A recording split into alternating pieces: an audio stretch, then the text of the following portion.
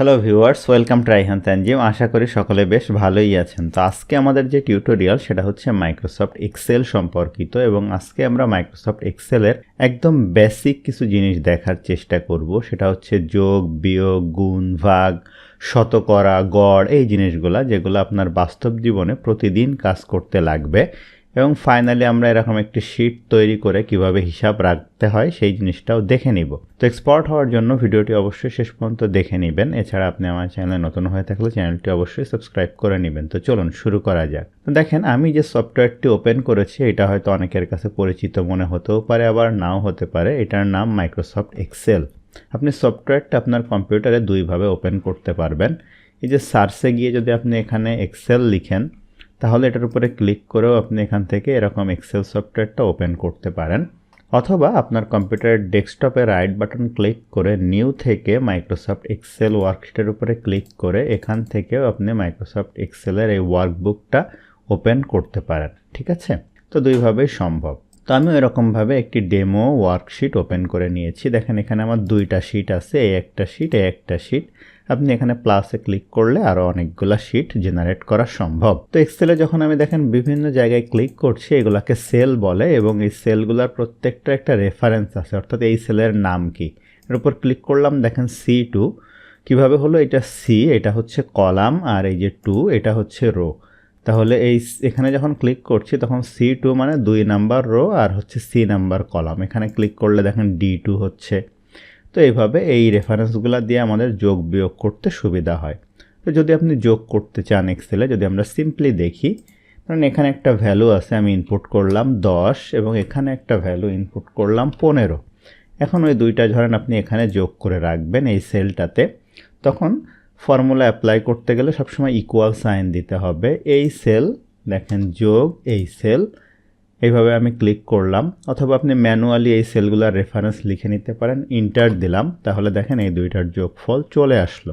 একইভাবে এইটা আমি যেভাবে যোগ করে সরাসরি করলাম, এটা ফর্মুলা দিয়েও করা যায়। যেমন এখন ধরেন আপনি এই তিনটার যোগফল এখানে দেখতে চান, সেক্ষেত্রে এখানে ইকুয়াল সাইন দিব। আমরা ফাংশন আছে আবার এক্সেলের, এই যে SUM সাম যোগ। এখন ব্র্যাকেট স্টার্ট। এখন আমি কোন কোন ভ্যালু যোগ করব একটা একটা করে এর ভিতরে লিখে দিতেও পারি, বা এইভাবে মাউস দিয়ে তিনটা সিলেক্ট করে ব্র্যাকেট ক্লোজ করে ইন্টার দিলেও দেখেন তিনটা ভ্যালুর যোগফল এখানে চলে আসছে। তাহলে এইভাবে আমি খুব সহজেই যোগ করতে পারছি। এখন আমি এই দুইটা সিলেক্ট করে ডিলিট বাটন প্রেস করে মুছে দিলাম। এখন ধরেন এই দুইটা ভ্যালু আমি বিয়োগ করতে চাই, সেক্ষেত্রে আমি এখানে গেলাম, ইকুয়াল সাইন দিলাম, এই সেল মাইনাস এই সেল, বিয়োগ দিলাম, দেখেন এই দুইটার বিয়োগফল চলে আসলো।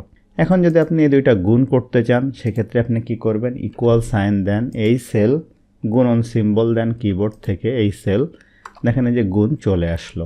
খুবই সহজ, তাই না? এরপর যদি আপনি ভাগ করতে চান, ইকুয়াল সাইন দেন, এই সেল, এরপরে ভাগ এইটা দেন, তাহলে দেখেন এই দুইটার ভাগফল চলে আসলো। তো এইভাবে খুব সহজে আপনি যোগ, বিয়োগ, গুণ, ভাগ করতে পারবেন। এখন আমরা এরকম একটি বেসিক শিট তৈরি করে কিভাবে কিছু জিনিস ক্যালকুলেট করা যায় সেটা আমরা দেখতে পারি।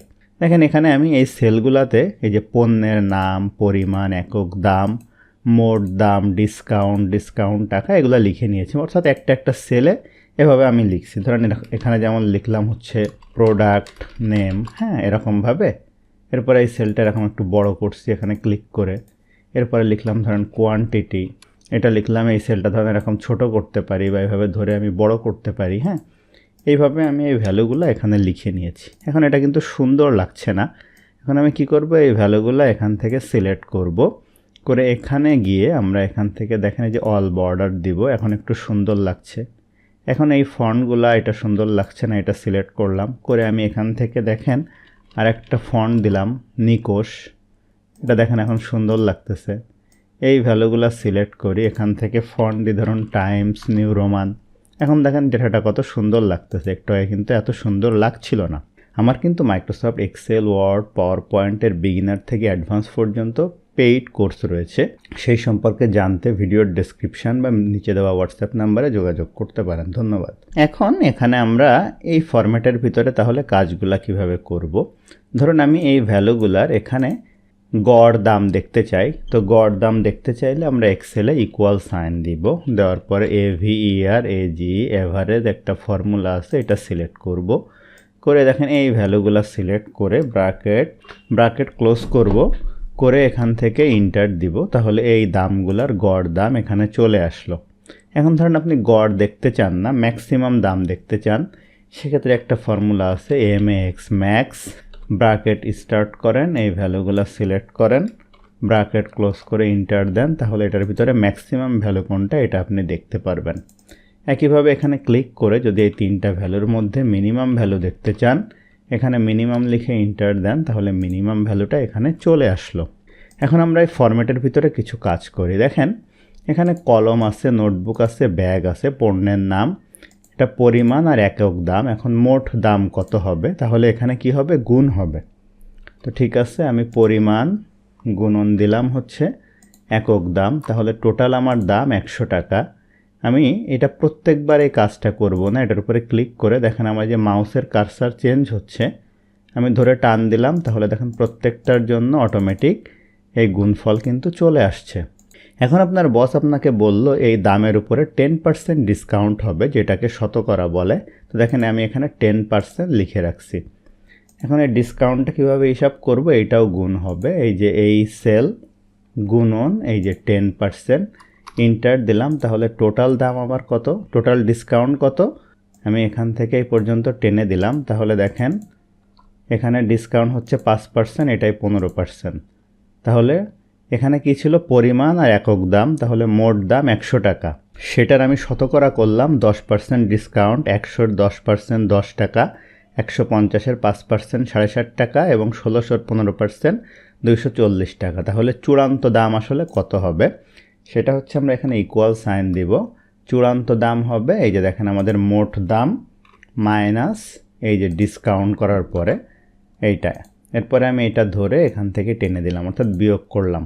তাহলে প্রকৃতপক্ষে দাম ছিল 100 টাকা, কিন্তু ডিসকাউন্ট দেওয়ার পরে এটার দাম হবে 90 টাকা, এটা 142 টাকা 50 পয়সা, আর এটা 1360 টাকা। তো এইভাবে আপনি খুব সহজে এরকম একটি ফরম্যাটের ভিতরে যোগ বিয়োগ আমরা গুণ করলাম, এরপর আমরা শতকরাও কিন্তু হিসাব করে ফেললাম, আর ভাগ করা তো আমরা একটু আগেই দেখেছিলাম। ঠিক আছে, একইভাবে আপনাকে যদি বস বা কেউ শতকরা বের করতে বলে যে 150-এর 10% কত, আপনাকে বলল এভাবে লিখে দিল, ঠিক আছে, যে 150-এর 10% কত, তো আপনি সিম্পলি ইকুয়াল সাইন দিবেন, 150 এই যে গুণন 10 এটা দিবেন, তাহলে দেখেন 15 চলে আসবে।